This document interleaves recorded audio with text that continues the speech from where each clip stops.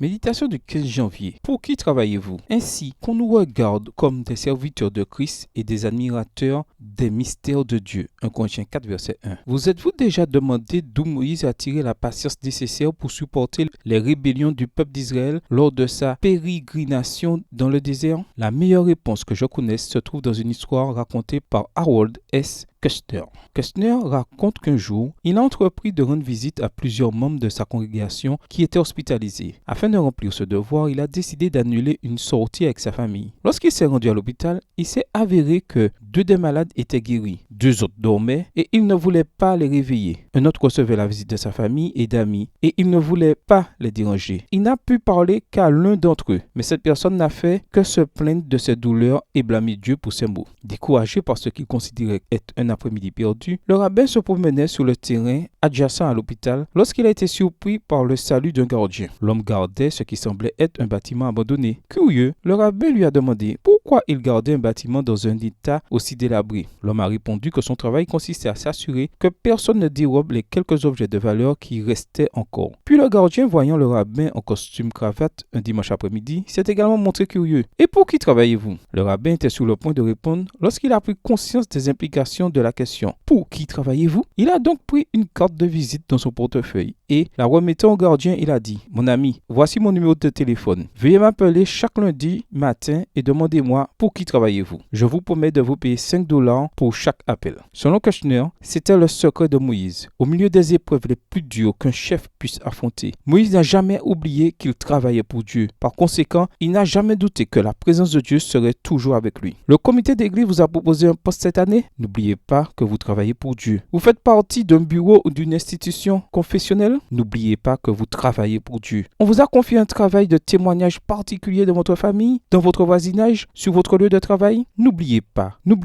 que vous travaillez pour Dieu. Souvenez-vous également que quelles que soient les épreuves auxquelles vous êtes confrontés, c'est Dieu que vous servez et il ne vous abandonnera jamais.